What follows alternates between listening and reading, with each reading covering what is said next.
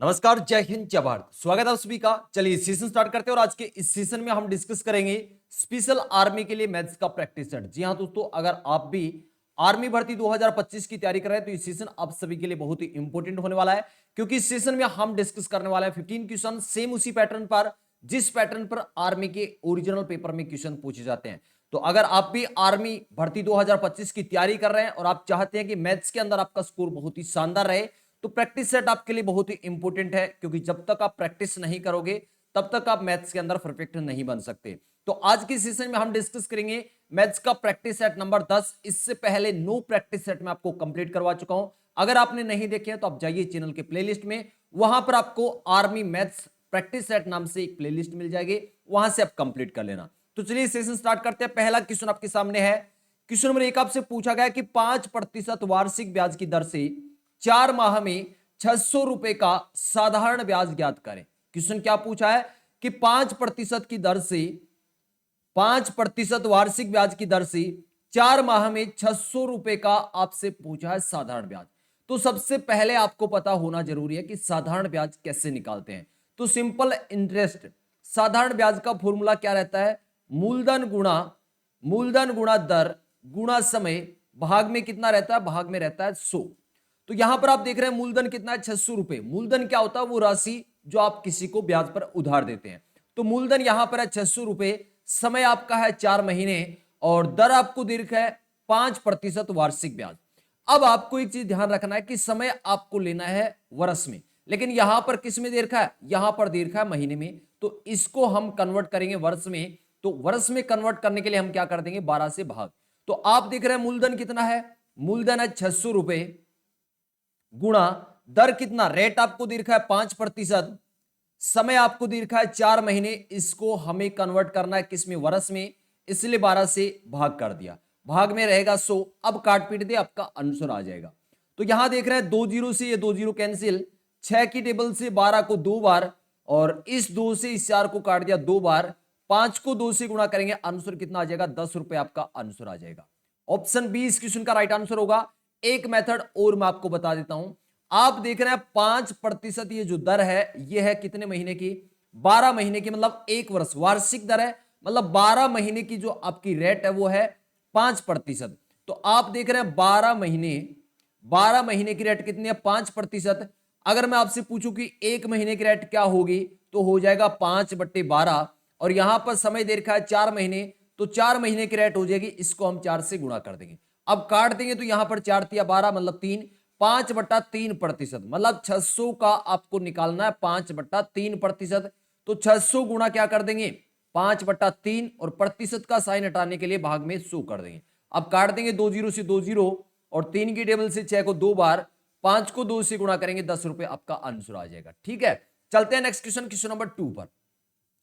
Question number 2 आपसे पूछा है 1 2 3 प्लस, आगे कंटिन्यू चलेगा प्लस 100, मतलब 1 से लेकर 100 तक जितनी भी संख्या है उनका क्या करना है? योग ज्ञात करना है। तो आप क्या करोगे? इनको लिखोगे, योग करोगे तो बहुत ज्यादा टाइम लगेगा। एक फॉर्मूला आपको ध्यान रखना है कि जब भी प्रथम n प्राकृतिक संख्याओं का योग निकालना हो तो फॉर्मूला यूज करना है n इंटू n+1 भाग में रहेगा 2। ये किसका फॉर्मूला है? प्रथम n प्राकृतिक संख्याओं का योग, मतलब प्राकृतिक संख्या 1 से शुरू होती है। तो जब भी आपको प्रथम n प्राकृतिक संख्याओं का योग अगर आपको कैलकुलेट करना हो तो आपको फॉर्मूला यूज करना है n×n+1 भाग में रहेगा 2। और इसे याद रखना, आपके पेपर में डायरेक्ट पूछा जा सकता है कि प्रथम n प्राकृतिक संख्याओं का योग क्या होगा या फॉर्मूला क्या होगा। तो आपका रहेगा n×n+1 भाग में रहेगा 2। अब यहां पर देख रहे हैं n का मान कितना है? 1 से लेकर 100 तक संख्या है, मतलब n का मान यहां पर है 100। n की जगह आपको क्या रखना है? 100 रखना है। तो n की जगह हमने रख दिया 100 इंटू n+1, मतलब 100 में एक जोड़ना 101 और भाग में रहेगा 2। अब काट पीट दें तो 2 की टेबल से 100 को काट दिया कितनी बार? 50 बार, और 50 को हम गुणा करेंगे 101 के साथ। तो 5 को 101 के साथ करेंगे तो कितना हो जाएगा? 505 हो जाएगा और एक जीरो लगा देंगे, 5050 आपका राइट आंसर हो जाएगा। ऑप्शन ए इस क्वेश्चन का राइट आंसर होगा। Next question, question number 3। Question number 3 आपसे पूछा है कि एक पासा फेंका जाता है तो उसके कितने फल हो सकते हैं। बात कर रहा है यहां पर डाइस की, पासे की। जब एक पासे को फेंका जा सकता है, फेंका जाता है, तो उसके ऊपर या तो एक आएगा, या दो, या तीन, चार, पांच, छह, इनमें से कोई भी एक संख्या आ सकती है। तो कितने फल हो गए भाई? एक भी आ सकता है, दो भी आ सकता है, तीन भी आ सकता है, चार भी आ सकता है, पांच भी आ सकता है, छह आ सकता है। इसके अलावा कोई संख्या आ सकती है क्या? इसके अलावा कोई संख्या आ सकती है क्या? जब एक पासे को उछाला जा सकता है, उछाला जाता है, तो एक से लेकर छह तक, मतलब एक से लेकर छह तक उसके ऊपर अंक होते हैं, उनमें से कोई एक आएगा। तो कितने फल? छह फल हो सकते हैं। कितने फल हो सकते हैं? छह। ऑप्शन बी इस क्वेश्चन का राइट आंसर हो जाएगा, और यह आपके पेपर, ओरिजिनल पेपर में पूछा गया क्वेश्चन है। Next question, question number 4। Question number 4 अच्छा क्वेश्चन है, मोस्ट इंपोर्टेंट इस क्वेश्चन को बोल सकते हैं। कोई धनराशि 2 वर्ष पश्चात 1040 रुपए हो जाती है। 2 वर्ष बाद 1040 रुपए हो जाती है।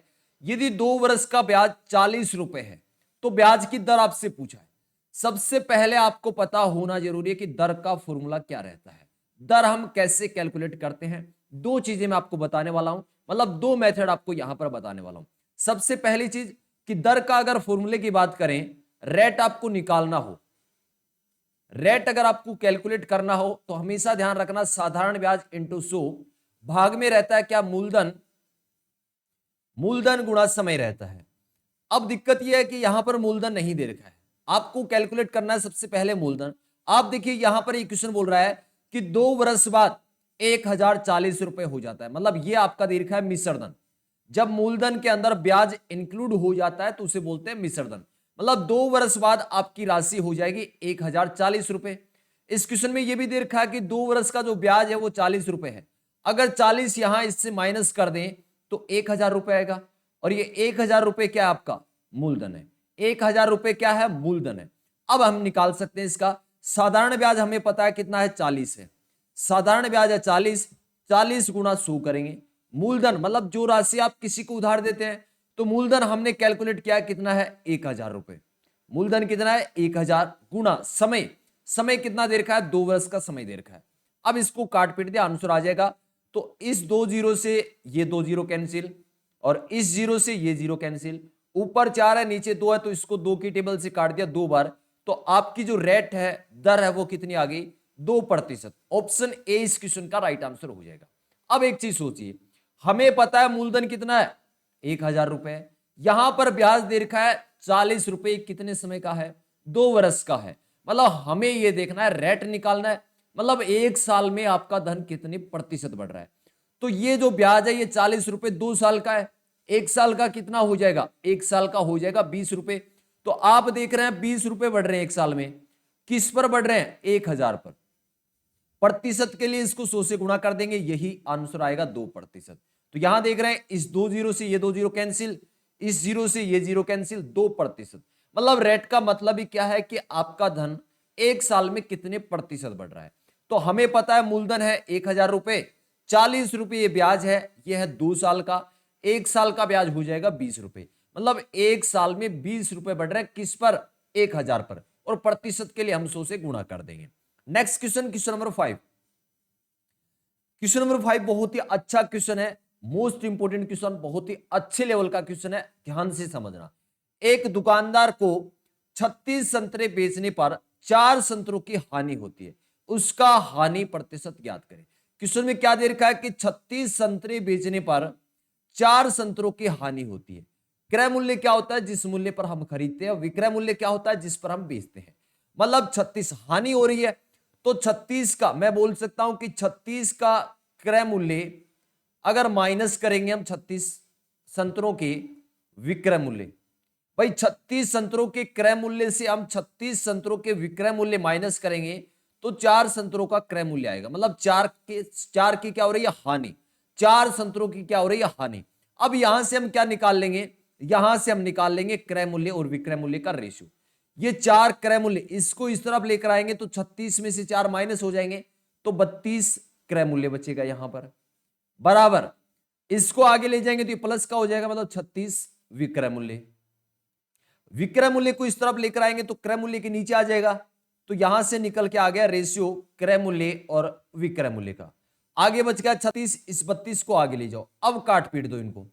तो यहां 2 की टेबल से काटेंगे तो 18 और यहां पर 16, फिर से 2 से कट रहा है, 2 में 18 और 2 8 16। आप देख रहे हैं 9 तो क्या है क्रय मूल्य, भाई क्रय मूल्य कितना है 9 है, विक्रय मूल्य का रेशियो क्या है 8 है। तो आप देख रहे हैं एक यूनिट का क्या हो रहा है, लॉस हो रहा है। किस पर हो रहा है, हमेशा ध्यान रखना कि लाभ और हानि हमेशा किस पर होता है, क्रय मूल्य पर होता है। तो एक यूनिट का लॉस हुआ है किस पर, 9 पर। और प्रतिशत के लिए हम क्या कर देंगे, 100 से गुणा, और 1/9 कितना होता है, अगर 1/9 फ्रैक्शन को कन्वर्ट करें हम प्रतिशत में तो 11.11% होता है। कितना होता है, 11.11%। मतलब 100 में आप 9 का भाग लगाओगे तो कितना आ जाएगा, 11.11% आपका आंसर आ जाएगा। नेक्स्ट क्वेश्चन ऑप्शन सी इसका राइट आंसर हो जाएगा। नेक्स्ट क्वेश्चन आपके सामने है question number 6। Question number 6 original paper का क्वेश्चन है, आर्मी के ओरिजिनल पेपर का क्वेश्चन है कि 4 घंटा एक दिन का कितना प्रतिशत है। 4 घंटा एक दिन का कितना प्रतिशत है। तो सबसे पहले आपको पता होना जरूरी कि एक दिन में कितने घंटे होते हैं, 24 घंटे होते हैं। कितने घंटे होते हैं, 24 घंटे होते हैं। मतलब अब क्वेश्चन अपना इजी हो गया कि 4 घंटा 24 घंटे का कितना प्रतिशत है। तो 4 घंटे 24 का मतलब 24 कहां रहेगा, नीचे, और प्रतिशत में कन्वर्ट करने के लिए हम 100 से गुणा कर देंगे। अब देख रहे हैं 4 की टेबल से काट दिया, 4 एकम 4 और 4 छिके 24, 1/6 गुणा 100। तो 100 में हम 6 का भाग लगाएंगे। अब 2 से फिर से काट दें तो 50 बार, और 2 तिया 6, 50 में 3 का भाग लगाओगे तो आएगा 16 सही 2/3%, या इसको हम लिख सकते हैं 16.66%। 16.66% ऑप्शन बी इस क्वेश्चन का राइट आंसर होगा। हमेशा याद रखना कि 1/6 फ्रैक्शन है, भिन्न है, इसको अगर हम प्रतिशत में बदलेंगे तो या तो आएगा 16 सही 2/3%, या हम इसी को लिख सकते हैं क्या, 16.66%। Next question, question number 7। Question number 7 आपसे पूछा है कि विक्रम एक काम का 1/5 भाग 10 दिन में कर सकता है। 1/5 भाग 10 दिन में कर सकता है, तो बताओ शेष काम को कितने दिन में कर सकता है। इस चीज को आपको समझना है। 1/5 भाग का मतलब क्या है, 1/5 भाग का मतलब क्या है। 1/5 भाग को वो कर रहा है कितने दिन में, 10 दिन में। 1/5 का मतलब है कि 5 में से एक काम, 5 भाग थे उसका एक भाग वो कर रहा है 10 दिन में। अब आप मुझे बताएं कि 5 में से एक भाग कर दिया तो पीछे कितने भाग बच गए, 4 भाग। मतलब पीछे काम बच गया कितना, 4/5। मतलब 5 में से 4 भाग बचे हुए।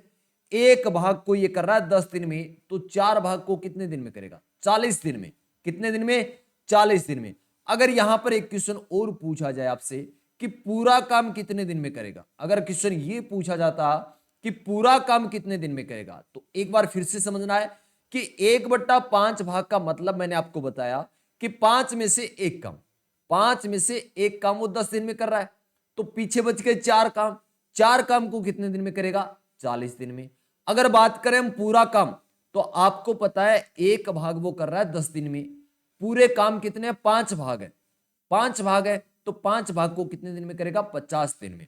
तो अगर इसका क्वेश्चन पूरा काम पूछे तो आंसर होगा 50 दिन, लेकिन यहां पर पूछा है शेष काम, तो शेष काम हो जाएगा 40 दिन में। Next question, question number 8।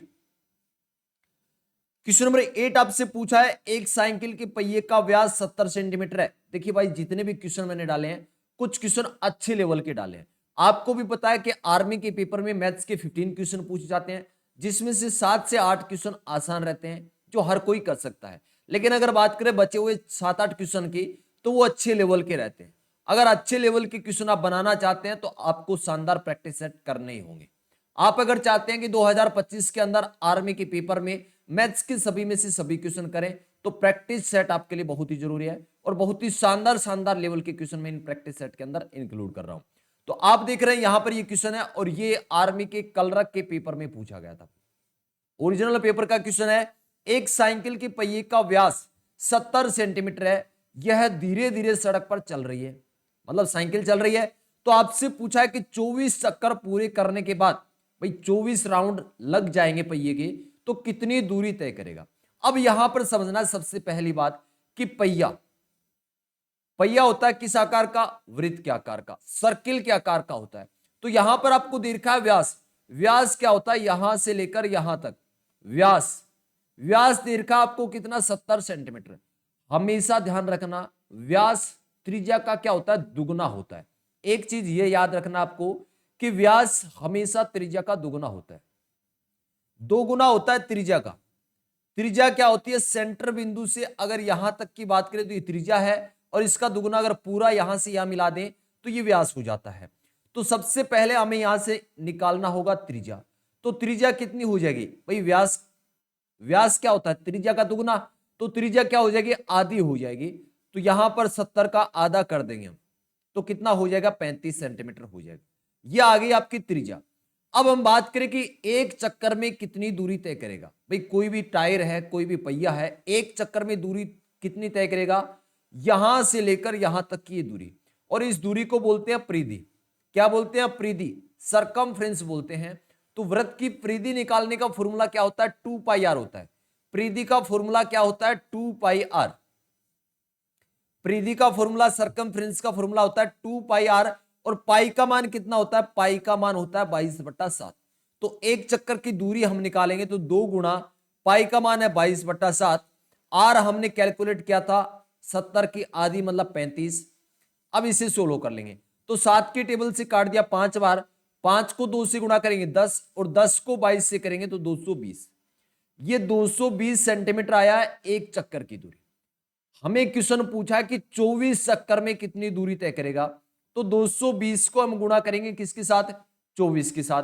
तो 0 का 0, 24 दूनी 48 का 8 केरी 4, 24 दूनी 48, 48 और 4 कितने हो गए 52, 5280, 5280 सेंटीमीटर आपका आंसर रहेगा। लेकिन आप देख रहे हैं ऑप्शन मीटर में दे रखे हैं। तो एक कंसेप्ट और याद रखना आपको कि 1 मीटर में कितने सेंटीमीटर होते हैं, 100 सेंटीमीटर होते हैं। तो सेंटीमीटर को अगर मीटर में कन्वर्ट करना हो तो हम लगा देंगे 100 से भाग, और 5280 मतलब 5280 के अंदर 100 का भाग लगाओगे तो दो संख्या छोड़कर पॉइंट लग जाएगा।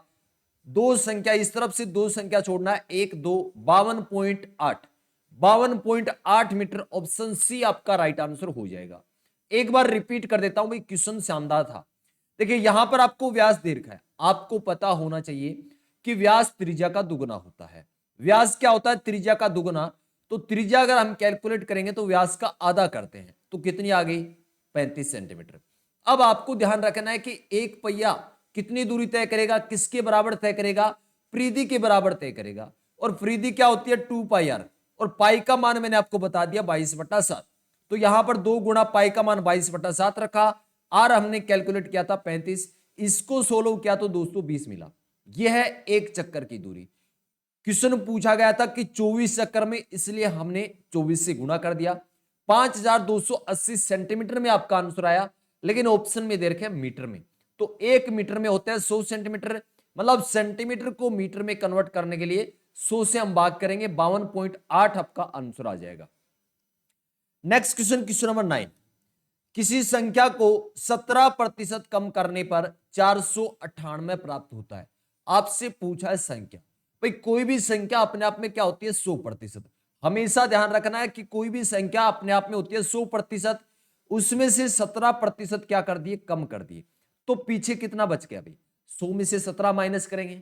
भाई किसी भी संख्या से 17% माइनस कर दिया तो पीछे कितना बचा, पीछे बच गए 83%। कितना, 83%। और ये जो 498 है ये 83% का मान है। तो 83% का मान है 498। अगर हम बात करें यहां से 1% निकालना चाहें तो हम करेंगे 498 में 83 का भाग। लेकिन क्वेश्चन पूछा है कि वो संख्या बताइए, मतलब 100% का मान निकालना है। तो 100% के लिए हम क्या कर देंगे, इसको, ये 1% का मान है, 100 के लिए हम 100 से गुणा कर देंगे। अब आपको पता होगा कि 83 एक है अभाज्य संख्या, मतलब 83 की टेबल से कटेगा।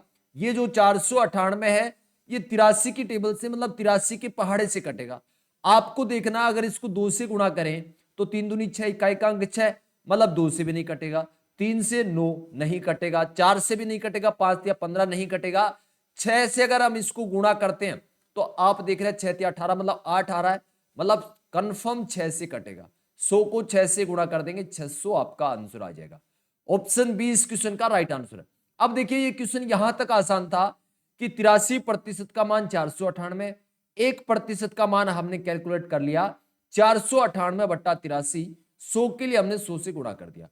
अब क्या करते हैं, यहां आप काट पीट की कोशिश करते हैं, 2 से, 3 से, 5 से। आपको पता होगा भाई 83 क्या है, एक अभाज्य संख्या है, ये किसी के पहाड़े से नहीं कटेगा। जो 498 इसके ऊपर है, ये 83 के पहाड़े से कटने वाला है। Next question, question number 10। Question number 10 बहुत ही शानदार लेवल का क्वेश्चन है भाई, मोस्ट इंपोर्टेंट क्वेश्चन। अगर इस टाइप के क्वेश्चन आपने कर लिए तो 15/15 का स्कोर लेकर जाओगे। चलिए, क्वेश्चन पूछा है कि 125 मीटर लंबी रेलगाड़ी 60 किलोमीटर प्रति घंटा की चाल से चल रही है, एक पुल को 30 सेकंड में पार कर जाती है। पुल की लंबाई आपसे पूछा है, पुल की लंबाई मतलब दूरी पूछा आपसे। हमेशा आपको ध्यान रखना एक कंसेप्ट है, कंसेप्ट यह है कि जब भी कोई रेलगाड़ी किसी पुल को पार करती है, किसी पुल को या किसी नदी को अगर पार करती है, तो हमेशा दूरी में क्या रहता है, दूरी में क्या रहता है, रेलगाड़ी की लंबाई प्लस इसमें रहता है पुल की लंबाई। बात क्लियर हुई क्या, कि भाई 30 सेकंड में रेलगाड़ी पुल को पार करती है, लेकिन दूरी कुल कितनी तय करेगी, खुद की लंबाई प्लस पुल की लंबाई। मतलब दूरी में हमेशा रेलगाड़ी की लंबाई प्लस पुल की लंबाई रहता है। अब यहां से हम पहले निकालेंगे दूरी। दूरी का फॉर्मूला क्या रहता है, चाल गुणा समय। दूसरी चीज आपको क्या ध्यान रखना है कि दूरी का फॉर्मूला, डिस्टेंस का फॉर्मूला क्या रहता है, चाल गुणा समय, स्पीड इंटू टाइम रहता है। अब यहां आप देख रहे हैं चाल आपको दे रखा है 60 किलोमीटर प्रति घंटा और समय आपको दे रखा है सेकंड में 30 सेकंड। तो हमेशा ध्यान रखना, जब भी चाल आप किलोमीटर प्रति घंटा में ले रहे हैं तो समय आपको लेना है घंटे में। चाल अगर मीटर प्रति सेकंड में ले रहे हैं तो समय लेना है सेकंड में। यहां पर समय दे रखा है सेकंड में, इसलिए हम चाल को कन्वर्ट करेंगे किलोमीटर प्रति घंटा में। तो अगला कंसेप्ट ये बनता है कि चाल अगर किलोमीटर प्रति घंटा में है, उसको कन्वर्ट करना हो मीटर प्रति सेकंड में, तो हम गुणा करेंगे 5/18 से।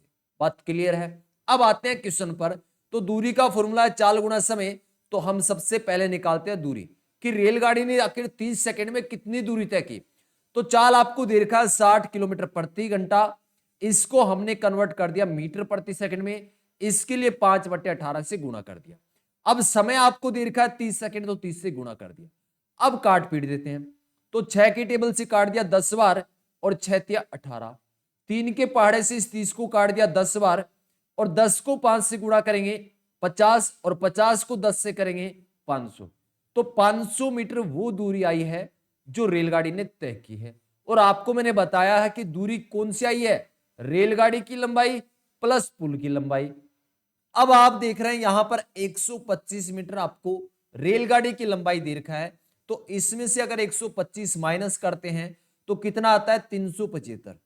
और 375 मीटर किसकी लंबाई आ गई, पुल की लंबाई आ गई। एक बार रिपीट कर दूं इस क्वेश्चन को। देखिए बहुत ही शानदार शानदार कंसेप्ट मैंने आपको इस क्वेश्चन में समझाए हैं। पहली चीज आपको क्या ध्यान रखना है कि जब भी कोई रेलगाड़ी किसी पुल को पार करती है तो दूरी में हम लेते हैं रेलगाड़ी की लंबाई प्लस पुल की लंबाई। अगली चीज हमने डिस्कस की कि दूरी निकालने का फॉर्मूला क्या रहता है, चाल गुणा समय करते हैं। आगे हमने डिस्कस किया था कि चाल अगर किलोमीटर प्रति घंटा में हो तो समय हम घंटे में लेंगे, चाल अगर मीटर प्रति सेकंड में लेते हैं तो समय हम सेकंड में लेते हैं। आगे हमने डिस्कस किया था कि चाल किलोमीटर प्रति घंटा में है, उसको कन्वर्ट करना है मीटर प्रति सेकंड में, मीटर प्रति सेकंड में कन्वर्ट करना है तो 5/18 से गुणा करते हैं। यहां से हमने दूरी निकाली 500 मीटर। अब 500 मीटर जो दूरी है ये आई है रेलगाड़ी की लंबाई प्लस पुल की लंबाई, मतलब दोनों की इसमें योग है, दोनों की जुड़ी हुई है। तो यहां पर आपको 125 मीटर रेलगाड़ी की लंबाई दे रखा है, 125 जैसे माइनस करेंगे तो 375, ये किसकी लंबाई आ गई, पुल की लंबाई आ गई। ऑप्शन सी इस क्वेश्चन का राइट आंसर हो जाएगा। चलते हैं नेक्स्ट क्वेश्चन, क्वेश्चन नंबर 11 पर। क्वेश्चन नंबर 11 आपसे पूछा है कि एक बल्लेबाज 11वीं पारी में 74 रन बनाता है, जिसके कारण औसत रन 2 बढ़ जाता है। 11वीं पारी के बाद नया औसत ज्ञात करें। तो देखिए औसत का मतलब क्या होता है, सभी नंबर को बराबर करना। अब 11वीं पारी में इसने बनाए 74 रन, जिसके कारण औसत 2 रन बढ़ा है। मतलब जो 10 पारी पहले थी उन सबको इसने कितने नंबर दिए, कितने रन दिए हैं, तो हर बंदे को मतलब हर पारी में +2 हुए। तो टोटल यहां पर 10 पारी सभी में 2-2 प्लस हुए, तो 10 को अगर 2 से गुणा करते हैं 20 रन, तो 20 रन तो चले गए उन 10 पारियों में। भाई 10 पारियों को भी तो बराबर करेंगे, वहां पर भी तो +2 हो रहा है। किसकी वजह से? 11वीं पारी में इसने 74 रन बनाए, मतलब औसत नंबर से ज्यादा रन बनाए हैं। तो सभी में ++2 हो गए, तो कितने चले गए यहां पर? 20। 74 में से 20 माइनस कर दो, कितने बच गए? 54। तो ये नया औसत आ गया 54। ऑप्शन ए इस क्वेश्चन का राइट आंसर हो जाएगा। Next question, question number 12। Question number 12 आपसे क्या पूछा है कि 8 भुजाओं वाले बहुभुज में विकर्ण की संख्या क्या होगी। क्वेश्चन क्या पूछा है कि 8 भुजाओं वाले बहुभुज में विकर्ण की संख्या क्या होगी। तो आपको एक फॉर्मूला याद रखना है, जब भी आपको n भुजाओं वाले बहुभुज कि विकर्ण की अगर संख्या आपको निकालना हो तो फॉर्मूला ध्यान रखना है, n इंटू n-3 भाग में क्या रहेगा? 2 रहेगा। भाई कोई भी बहुभुज हो सकता है, जैसे त्रिभुज हो सकता है, चतुर्भुज हो सकता है, पंचभुज हो सकता है। यहां पर दे रखा है 8 भुजाओं वाले बहुभुज, मतलब एक 8 भुजाओं से घिरी हुई आकृति है। उसमें आपको यह बताना है कि विकर्ण कितने खींचे जा सकते हैं, विकर्णों की संख्या। उसके लिए फॉर्मूला है n इंटू n-3 भाग में 2। तो n का मान यहां पर कितना है? 8 है, तो n की जगह 8 रखेंगे। n का मान कितना है? 8। 8 गुणा 8 में से 3 माइनस करेंगे, कितना हो जाएगा? 5 भाग में है 2, तो 2 की टेबल से काट दिया 4 बार, 5 को 4 से गुणा करेंगे 20। मतलब कितने विकर्ण खींचे जा सकते हैं? विकर्णों की संख्या कितनी होगी? 20 होगी। कितनी होगी? 20। ऑप्शन सी इस क्वेश्चन का राइट आंसर हो जाएगा। Next question, question number 13। भाई सेशन को अगर अभी तक लाइक नहीं किया है तो सभी भाइयों से कहना चाहूंगा भाई सेशन को लाइक कर दें और आर्मी की तैयारी करने वाले हर भाई तक इस सेशन को पहुंचा दें। ज्यादा से ज्यादा सेशन को शेयर करना है, जिससे आपके लिए और भी बेहतरीन क्लासेस स्टार्ट हो सके। चलिए नेक्स्ट क्वेश्चन आपके सामने है, क्वेश्चन नंबर 13। क्वेश्चन पूछा है कि 5 लड़कों की औसत आयु 20 वर्ष है। यदि पहले 4 लड़कों की औसत आयु 18.5 वर्ष है, तो 5वें लड़के की औसत आयु क्या होगी। भाई औसत आयु या उसकी आयु, बात एक ही है। तो 5 लड़कों की औसत आयु कितनी है? 20 वर्ष। संख्या कितनी है? संख्या है इनकी कितनी? 5। औसत कितना है? औसत है 20। अगर मैं आपसे पूछूं कि इसका योग क्या होगा, तो हमेशा ध्यान रखना है कि अगर योग आपको निकालना हो तो हम करते हैं औसत गुणा संख्या। भाई जो भी आपको औसत दे रखा है उसको गुणा कर दो, किसके साथ? संख्या के साथ। तो 5 लड़कों की कुल आयु हमें निकालना हो तो औसत गुणा संख्या कर देंगे। 20 को 5 से गुणा करेंगे तो हो जाएगा 100 वर्ष। ये 100 वर्ष आ गया। पहले 5 लड़के जो औसत दे रखा है 5 लड़कों का 20 वर्ष, इनकी कुल आयु आ गई 100 वर्ष। आगे आपको देखा है कि पहले 4 लड़कों की औसत आयु 18.5 वर्ष है, मतलब संख्या 4 है, औसत दे रखा है 18.5 वर्ष, तो इसको लिख सकते हैं 18.5, कोई दिक्कत नहीं। अब 4 से इसको गुणा करेंगे तो कितना हो जाएगा भाई?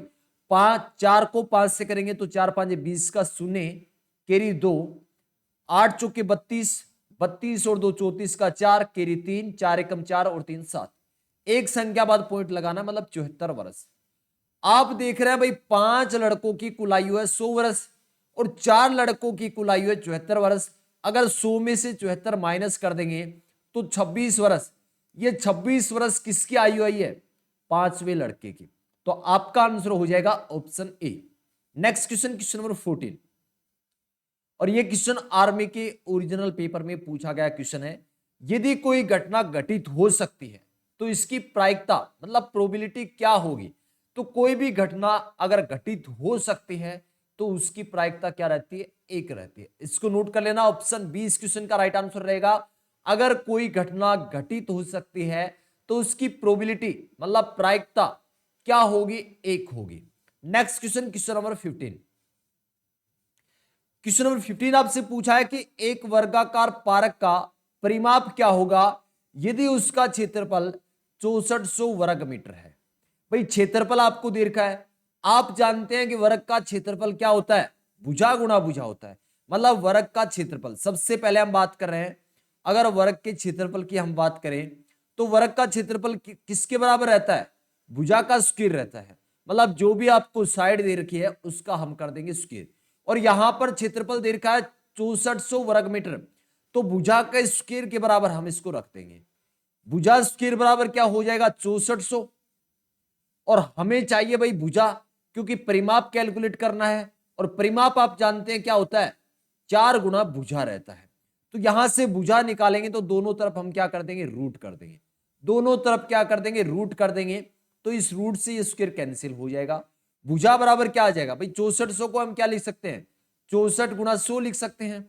और इसका हमें रूट करना है, तो आप जानते हैं 64 का रूट कितना हो जाएगा, 8 हो जाएगा। और 100 का कितना हो जाएगा, 10। मतलब भुजा की लंबाई आ गई 80 मीटर। भुजा की लंबाई कितनी आ गई, 80 मीटर। अब आपसे पूछा था परिमाप, और वर्ग के परिमाप का फॉर्मूला क्या होता है, वर्ग का अगर परिमाप आपको निकालना है तो करेंगे 4 गुना भुजा, और भुजा की लंबाई हमने निकाला है 80, तो 4 को 80 के साथ गुणा करेंगे तो 8 चौके 32, 320 मीटर आपका आंसर हो जाएगा। ऑप्शन बी इस क्वेश्चन का राइट आंसर होगा। उम्मीद करता हूं भाई आज का इस सेशन आप सभी को बहुत ही अच्छा लगा होगा। और दोस्तों मैं आपको बता दूं कि स्पेशल आर्मी भर्ती 2025 के लिए यूट्यूब पर मैथ्स का कंप्लीट कोर्स फ्री लॉन्च किया है, जिसकी क्लास रहती है शाम को 7 बजे। शाम को 7 बजे क्लास रहती है।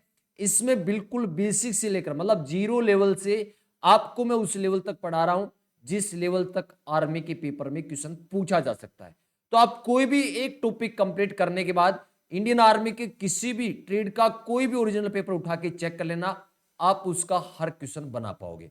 तो उम्मीद करता हूं भाई आज का सेशन आप सभी को बहुत ही अच्छा लगा होगा। सेशन अच्छा लगा तो सेशन को भाई जाते जाते सभी भाई शेयर कर दें। मिलते हैं नेक्स्ट सेशन में। नमस्कार, जय हिंद, जय भारत।